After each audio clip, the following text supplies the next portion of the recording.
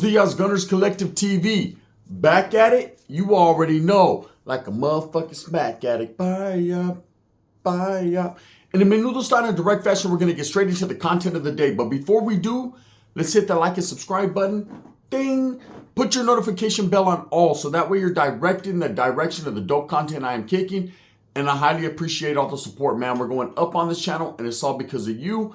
And for that, I can say I'm very humbled and I'm very much appreciative. So let's give a history lesson. Are you ready? On paro. Let's give a history lesson of Wack 100. Because I seen something the other day that was ridiculous. Okay, when I see, and it's crazy to me. It's crazy to me that someone who claims to be this seasoned has started doing time since he was 16 years old in Salinas Valley, right? I'm baffled. I'm baffled at the idiotic ways. Just the non-history having ass motherfucking ways, right? Like, if you don't know nothing about black politics, then you don't talk about black politics. If you don't know nothing about Mexican politics, then you don't talk about Mexican politics. Why? Because you're going to stick your whole pata in your mouth. You're going to be smelling like pig's feet. It's real talk, right? You're going to be smelling like toenail clippings or caspa. You just don't talk about something you don't know about because you make yourself look dumb. That's straight up. Uncut, no added preservatives. Here's some knowledge you can't get in college. We're going to give Wack 100 a little history lesson today. Because what he says was that the Fresno Bulldogs, at one point in time became Surenos. First of all, let's break down the word Sureno and Southsiders and the difference. First of all Southsiders ain't Surenos. Let's just speak on that right off the top, right? And if you know, you know. Okay? Sureno is not a word to be played with or thrown around or disrespected or anything like that. Neither is Southsider or Norteño or Northerner or nothing like that. People have made ultimate sacrifices for that strive, for that word, for that achievement and that status that they've earned. And it means something to a lot of people. So it shouldn't be easily thrown around. When I see these guys nowadays throwing around the words Sureno, Norteño, to me, it baffles me, man. It makes me trip out because, those words were only designated for a very select few who gained status throughout the prison system, man. Those who are really with the business, those camaradas or those bros, those norteños. So to see people who don't really know about the word speak on it and kind of mesh these words together, there's big differences. So when you say the Bulldogs became Surenos, bro, they didn't even become Southsiders. There's a whole nother step before you even get there, bro. So let's go ahead and leave that where that's at. Because there's a big difference. I see a lot of autos, I'm a Sureno, but they've never been locked up in prison. Homie, this ain't just a word in Spanish translated, okay? You have to earn it and achieve it, and it does definitely mean something. And those with status know what it is, and those without it, you probably never will, because until you gain that level of respect or you gain that achievement, it's better that you're left in the dark, because there's some things about that you don't need to know and that you're definitely not going to get from me. Now, when it comes to the Fresno Bulldogs, I've been doing time with Fresno Bulldogs since 91, 92, right? From the youth authority all the way to prison. And I'll tell you this about the Fresno Bulldogs. I got a lot of love for them, a lot of respect for them. And a lot of the old school F-14 Bulldogs got a lot of respect for me. That's the truth. That's a fact. The fact of the matter is this. When it comes to the Perro Chatos, the Bulldogs, the old 209ers, 415 of F-14ers. I was about to say 415ers. See, I take it old school. I did time when Bulldogs were Norteños, okay? There was there was Bulldogs. There was no separation. They were just Fresno Bulldog Norteños. They were Northerners. That's what they were, okay? They didn't eat different, move different, strive different. Everything was the same. They were just homies from Fresno, period. Then around the year 92, something happened. Something changed, right? There was a I can feel it coming. Yeah, there was something definitely coming in the air tonight. There was a huila that was being passed around. Well, in my institution, in the youth authority.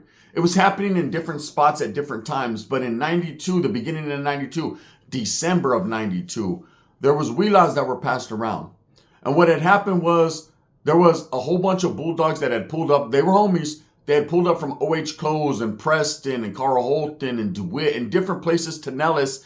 And as soon as they pulled up, they came with this huila that was getting passed around up there. Because we were so far down south in Southern California at that time, just trying to survive, right? And Bulldogs and Norteños together, all one, homies, just trying to make it because the Southsiders were trying to tear our shit off, right? So we didn't have time to be fighting amongst each other. You know, every homeboy we had, we needed every spoke in that Dayton to ride gold ones, right? So we're doing our thing. But when a whole bunch of Northerners started to be pushed down there, you know, we're getting homeboys from Hanford and Corcoran and Modesto and Sac and Salas and San Fran and Sanjo. And all these homies were coming. Well, there was a lot of homies coming from Fresno as well. And as soon as they come, they bring that wheel out, they show their homeboys, and they decided to make a decision. The decision is the only decision that was that they could make, which was they needed to extract themselves away from the Norteño cause. Because that's what they were being told by their big homies in prison. That's what they had decided. That they were no longer going to rock under the Norteño cause and movement. So they were going to do their own thing. Now, that wasn't easy for a lot of these guys that didn't know better, that had big old XIVs on them, X4s and F14s and Norte and all these. You know, it wasn't just like overnight. It wasn't an overnight thing. It wasn't like one day they woke up and that's it. It was more gradual, okay, within a month, 2 months, 3 month time. And then when it started to become, you know, the Bulldogs decided, hey, this is not working. You know, they started to turn on their own dogs. You know, I seen one get meta-flighted out. Dopey from Fresno. I seen him get stabbed up and took out in a wheelchair, or they helicoptered his ass out, right? He came back in a wheelchair because he still wanted to carry that Norteño movement. He still wanted to be part of that. There was vatos like Weasel from Fresno at the time, West Side Chandler boys, right? Who, because he was from the West Side were like the last ones to fucking let it go, right? He was like, nah, Charlie Holmes, I'm gonna stay in Norteño, right? And then they were tripping on him.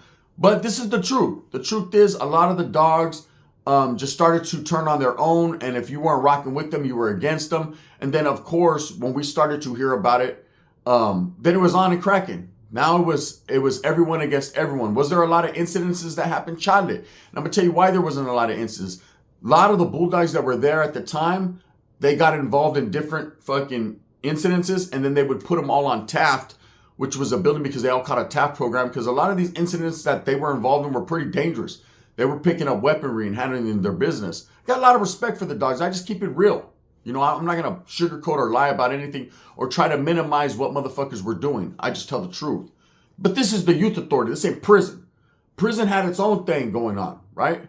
And one thing for sure that was going on in prison is the red wave, right? The Bulldogs got off with the Norteños in various yards and kept on doing their thing. They extracted themselves away from that. So, of course, automatically with the Norteños, if you put hands on a Norteño, if you attempt to, go against the grain, then you're considered the opposition, the enemiga, and it's on site. It's on and cracking until told otherwise. So that's how it always was with the Bulldogs. That's what it was. The Bulldogs were fighting for their independence away from the NF and the Norteño movement, and the Norteños were not happy about it. Why? Not because they were losing a whole bunch of soldados, but because these vatos felt the need to, get off and to, pose a threat. Now, the Bulldogs have always posed a threat. And while this was all happening, the Southerners were watching this shit from the outside looking in. They were seeing a whole bunch of Norteños, because all they seen, when they didn't see Bulldog, they didn't see the separation. In their mind, all they seen was a bunch of vatos from Northern California. All that Central Valley, Central California, they weren't claiming Central California back then. There was no fucking such thing. Okay, it was either Northern California or Southern California, period. The Central Valle, yes, we always said the Central Valle, but we were up north, right? Period. You ask anyone, where are you from? I'm from the Central Valle, Norte. That's it. Okay, that's just like the Valles down south, the SGV, San Valle, San Fernando Valle. They're still from Southern California, right? They're just from their little particular valle. That's how it is. Facts. So there was none of that Central. All of a sudden, when the Bulldogs split from the Norte, it became Central California. We're our own thing, because they didn't want to be considered North. They didn't want to be considered South. Now, meanwhile, a lot of these Bulldogs were Norteños, so they still had that hatred in their heart towards the Southern movement, towards the Southsiders, okay, and Surenos. They still had that.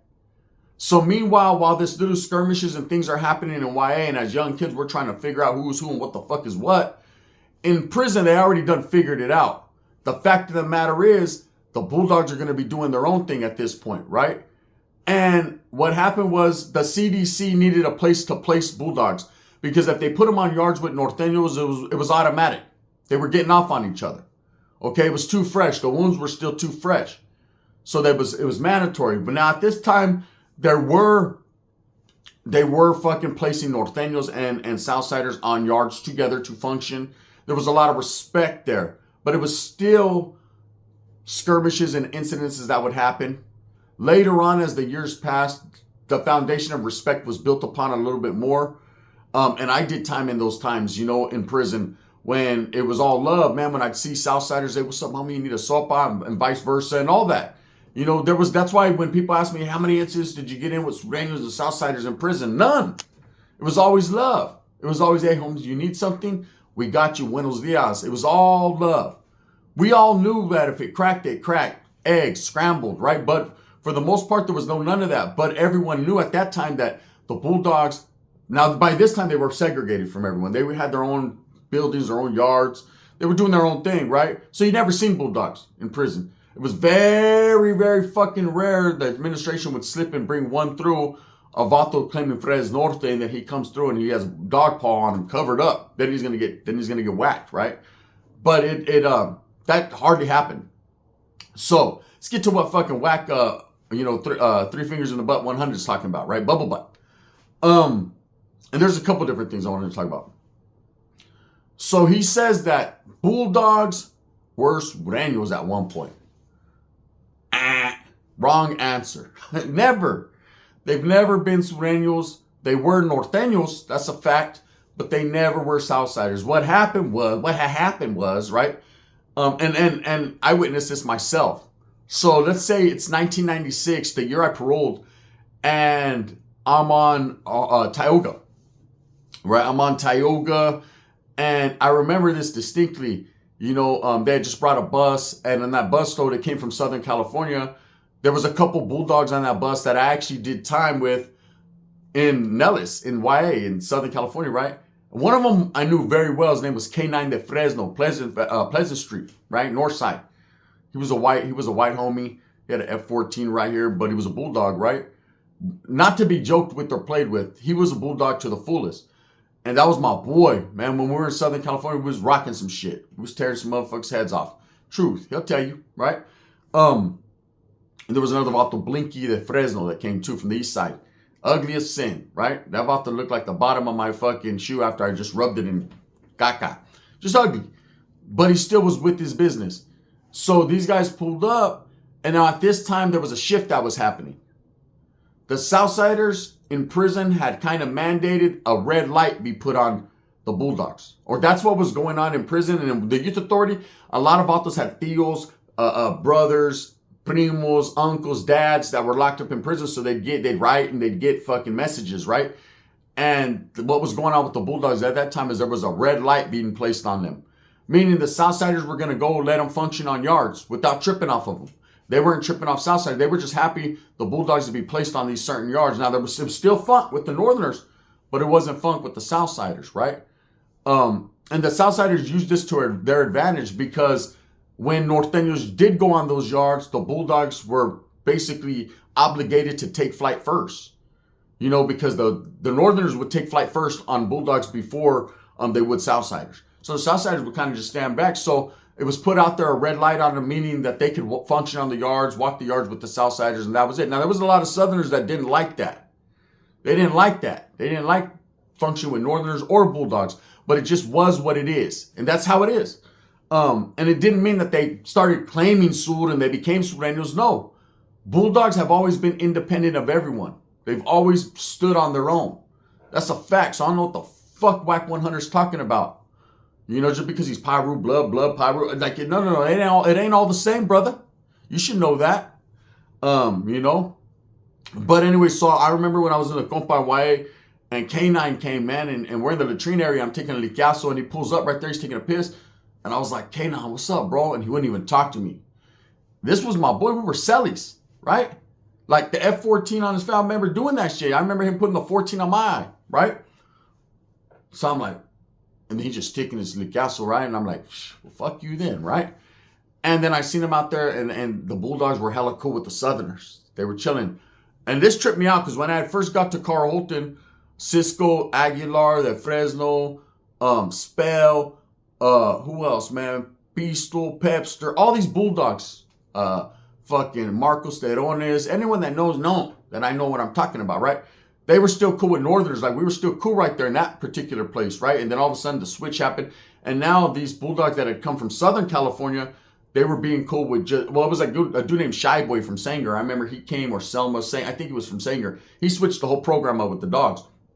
He's the one that told him, hey, stop fucking with Northerners or whatever, right? He was a big old dude, shades on and shit. Anyways, they fucking started doing their own trip. And I remember thinking, damn, are they becoming Southerners? Myself, I thought that. But no, that wasn't the case. There was just a red light put on them in prison. So these guys were trying to follow prison politics, right? They were youngsters trying to fucking get in where they fit in. I understand. I did the same thing. But to answer the question, Wack 100 throwing that shit out there that Bulldogs were once Southsiders. Nah. It didn't. They never switched up to be Southerners. And then he doesn't even say Southsiders. He said they were Surenos. Like, come on, bro. They just fucking leapfrogged the Southside movement and just went to being a Sureno? It doesn't work that way, right? Bulldogs have always been independent when they broke away from the Norte. Okay? In the California Department of Corrections, they were segregated from all groups. They were placed on their own yards. Why were they placed on their own yard? Not because they were suckers or punks or chumps. That had nothing to do with it. It's because the numbers game. Okay, we all know the Southsiders have the numbers in prison. By far. 10-1. Right? Then the Norteños come in, not a close second, but a distant second, right? And that's just in the Mexican politics. The brothers, they're deep too, and you best believe this, right? And then the whites and everything, they're Northerners. So Bulldogs, their numbers, albeit might look deeper on a yard because there's 100 of them on the yard because they only go to 3 or 4 yards at that particular time. So yeah, you would go on a yard if you're, say, white or black, non-affiliate, and you happen to land on a Bulldog yard, say in Wasco or they, I know they were in High Desert, Corcoran. They had yards, okay, designated yards for them. And say you're a other and you hit their yard and you're like, man, I did time with the dogs. They were like 200 deep. Well, of course, that's all the dogs in the whole California system. So imagine you break that 200 and down to groups of 10 and send them to all the different prisons. What do you think is going to happen when there's 150 Southsiders on every fucking yard, 20 or 30 Northerners on half the yards in California prison system? Yeah, it's going to be ugly. It's going to be guerra. It doesn't mean the Bulldogs are going to get beat every time. It just means the numbers ain't in their favor. And the CDC the administration are already aware of the get down. They already are aware of the history. They know everything. These gang tasks and these the IGI and the ISU, they know everything already. They know what you're thinking before you thought it. So they know if they put these guys on the yards. They've tried several times and it's cracked. Either the Bulldogs got off first because they felt the threat or someone got off on them. But either way, it happens fast. We all seen the video a few months ago that was dropped where it showed the Bulldogs pull up to the yard line, the north and south. The combination got off, right? And that's how it would happen every time until mandated otherwise by those that matter, by, as Dubs would say, the legends, right? Or whoever. Before that is set in stone and something is worked out. But let me explain this to you. With the Bulldogs, it's hard to work out business because, again, they're renegade. They're individuals. They don't have no hierarchy, no shot callers, no structure, and nothing like that. So they're pretty much independent. Each hood, clique, barrio is independent of each other. The only thing that they have in common is the name Bulldogs. They kill each other, fight each other, all that. Then when they're incarcerated, just like North or South, they let that go and become dogs. Okay? Or that's what their foundation is set on. Their flag is planted on the Bulldog Nation. I mean, the Bulldogs, right? Bulldog Nation is a whole different thing. We ain't even going to get into that. Now that about the Mousy Morales, he was trying to broker some deals with Southsiders. That's the truth. Maybe Wack 100's talking about the Bulldog Nation, but that didn't last long. That lasted 2.5 minutes. And that didn't last longer than Uncle Ben's Minute Rice before the Bulldogs got off on that, right? So, for Wack 100 to be throwing that around, it's just a trip. Trips me out. But the answer is no. They never became Surenos or Southsiders or nada. They've always been dogs. They've always done their thing. Yes, they were Norteños F-14ers back in the days. That stopped in the 80s. And you know, the Bulldogs been doing their thing ever since. You know, I wanted to talk about something else. I could have made a whole video about it, but I'm not going to do all that. You know, Faith 300, College Street, Fresno Bulldogs. I did time with his dad. His pops was the homie. We was in Nellis together, you know. One of those dogs, like I said, that broke off. During that, he was involved in all that. In fact, he was one of the ones that fucking booked the dude and they meta-flighted him out of there. He caught a case on that. Truth, right? Facts. Google it, right? And I was there. I was in the caja when it happened. They fucking took him in the shower and fucking massacred, butchered him. It was a trip. But I remember that day. Faith 300 pulled up to no jumper, right? And I remember when I said it was going to happen, there's a lot of authors, hey, the Bulldogs ain't doing this, they ain't doing that, they won't do that. And I said, bro, shit, you know, the homie called me already. You know, I fuck with a lot of dogs. And he called me and he told me this is what it is, bro. And this was a month and a half ago. Well, it is cool, whatever, right? They decide to pull up, they decide to pull up. I won't fuck with Adam, but if they want to fuck with Adam, let them fuck with Adam. And I'm sure people, there's people that are like me that won't, and then there's people that just, hey, bro, I'm just trying to fucking throw a dog a bone. Throw a dog a bone, right? They're trying to get a bone. Now, of course, we all know Wack 100 is in Adam's pocket or Adam's all up under his nutsack. Whatever the case may be, right? All of a sudden, I guess Wack was introduced to Faye because the word on the curb is that Wack is trying to broker a deal and is willing to work out a deal and sign Faye 300, right? Now, is that good for Faye? Absolutely. I'm going to tell you why, man. That's going to open a lot of doors. You know, hey, I may say a lot of shit about, Wack 100, and call him all types of liars and fat, you know, fat mouths and all that and bubble butts. But the truth is, man, he's a maniacal motherfucker and he knows business. You know, and he knows the music industry and the music business. He didn't become a millionaire for sucking chorra. If he did, the winner is. That's him, right? But to be totally honest with you, he does know his fucking business. So I know in the past he said he would not sign a Southerner. I don't know about Northerners. I don't even think that discussion ever came up. But I mean, if he works a deal out and does sign Faith 300 a Bulldog, people need to stop focusing on, oh, that's a Bulldog rapper. So what? He's a rapper that's a Fresno Bull. He's a rapper, Holmes. You know, that's why I hate, oh, that's a Southern rapper. Lefty Gunplay is a Southern rapper. Lefty Gunplay is Lefty Gunplay. Rico Too Smooth is Rico Too Smooth. Yeah, they're Norteños or Southsiders or whatever, Sureño. Yeah, they come from a certain region and area. But once you put them in a box, Holmes, they stay in that box. And that's why, as Mexican people, brown people, I'll say brown because he ain't Mexican, is it? Right? Not even Rico, right? But as brown people, we are kept in a box because we put ourselves there. Or because our own gente put us there, right? You know, Chicano rap, Norteño rap, Sureño rap. Like, there ain't no such thing. It's hip-hop. Rap is rap, Holmes. Wrap that up and open it. You know what I mean? That's it. So I don't call it Bulldog rap because there really ain't too many Bulldogs that do that. Besides, there's a few. You know, there's a few rappers, man, that I like their music.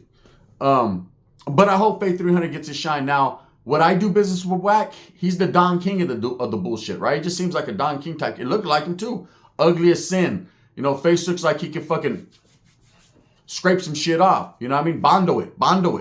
You know, remember when you see that fucking on our lowrider bikes? It looks like fucking they used that on Wack's face. But to be honest, even fucking Bold Glamour don't work on his shit. Have you ever seen Wack with Bold Glamour? Even Bold Glamour's bumpy. It's ugly. There's no help. But I'm going to be honest with you guys and truthful when I say, you know, if he does sign to him, I bet you doors would get open to him. He'll start making more feria. So, hey, Bulldogs are going to conduct their business the way they do, man. No one can tell him otherwise. And that's just what it is. Anyways, I wanted to give Wack a history lesson. I hope you listen, Wack. You know, I hope you make your money, man. Respects to you, what you got going on, man. I don't like when you disrespect the raza. But again, man, I have your phone number. If I need to tap in, I'll just tap in if it's that serious, right? It really isn't, though. You're going to do what you do because I understand it's all about the end game of money and you're trying to disturb what the raza has going on to make money. I see it, bro. But you're just one man in a puddle of water, right? And splash. That's what it is. Thumbs up or thumbs down. Heavy's going to be the head that wears the crown. I'm going to continue to strive and struggle for what I truly believe in. And that's the betterment of all people. I'm dropping straight bangers today. The gun.